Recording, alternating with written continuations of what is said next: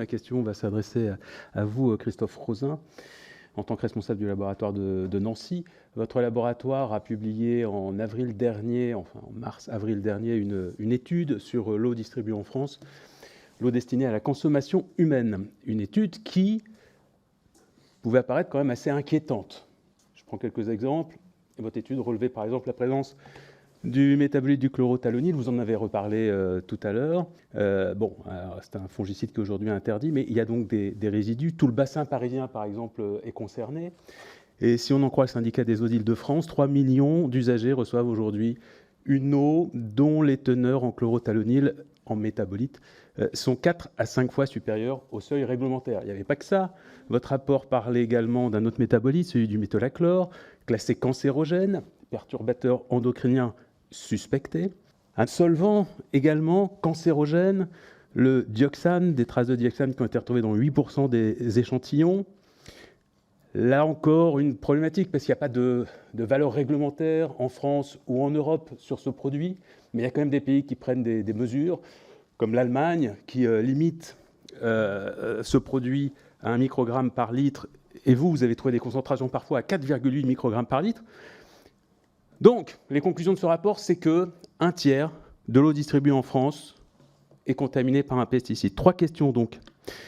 Est-ce que vous pouvez nous confirmer ce matin, même si j'ai bien entendu qu'il y avait une difficulté parfois à trouver l'origine bien précise d'un métabolite, et on en comprend la raison facilement, mais est-ce que vous pouvez quand même confirmer que c'est bien l'agriculture intensive qui est majoritairement responsable de cette contamination des eaux que les Français trouvent au robinet? Deuxième question.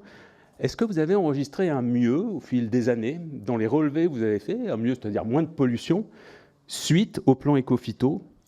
Et troisième question, les Françaises et les Français qui nous écoutent aujourd'hui ont-ils des raisons objectives d'être prudents, pour ne pas dire inquiets, prudents en ce qui concerne leur consommation d'eau au robinet?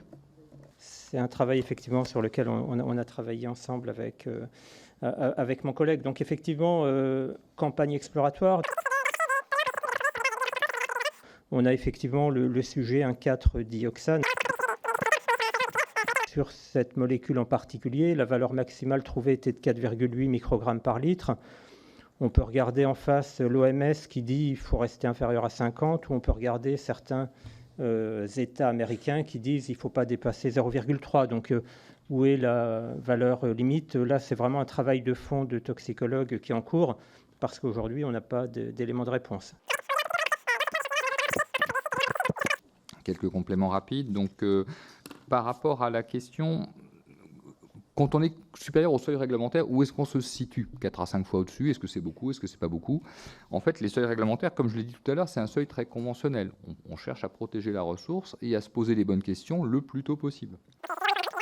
Se dire, à un moment donné, j'ai dépassé le seuil réglementaire dans le domaine de l'eau, ça n'est ni une situation qui est complètement... évidemment, ce n'est pas une situation satisfaisante. Il faut revenir à la situation de conformité, mais on n'est pas forcément sur quelque chose qui est inquiétant sur le plan sanitaire. Il faut pour cela aller établir des repères sanitaires. Plus clairement lors de l'audition du 21. Il y a 2-3 petits points sur lesquels vous n'avez pas tout à fait répondu, et je voudrais donc y revenir. D'abord, je note dans votre réponse qu'il y a quand même quelque chose qui peut nous inquiéter, c'est que vous dites en gros que les seuils réglementaires, qui existent pourtant, qui donc ont bien été établis d'après un certain nombre de critères, eh bien, ne servent pas forcément à grand-chose dans la mesure où ils relèvent, d'après votre interprétation, d'une certaine subjectivité, comme vous le notez, en prenant des cas de pays différents. Et donc ça, à mon avis, c'est assez inquiétant pour nos citoyennes et nos citoyens qui se demandent finalement, ce règlement, il est fixé sur quel motif? Et est-ce que les Allemands, par exemple, sont surprudents par rapport à nous? Est-ce que c'est nous qui sommes laxistes? C'est déjà, et vous dites que vous-même, ça pose question, cette histoire des seuils réglementaires. La question de l'agriculture, du rôle, de l'importance de l'agriculture dans la quantité de pollution des eaux, vous n'avez pas répondu à cette question, même si, je l'ai bien compris, vous ne pouvez peut-être pas y répondre précisément.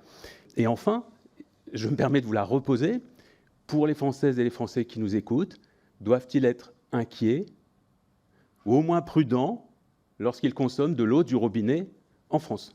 Et je voudrais vraiment que vous me répondiez à cette question précisément, s'il vous plaît. Merci.